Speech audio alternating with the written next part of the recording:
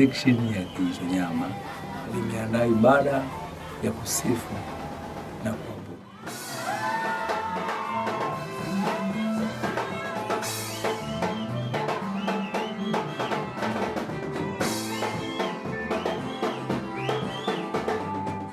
Ibada hii itafanyika TAG Ubungo.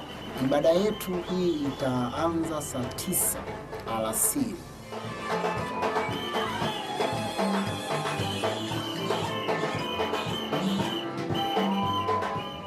Bwana Yesu asifiwe sana.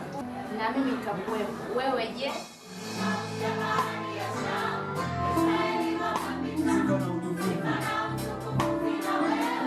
Nikukaribishe sana.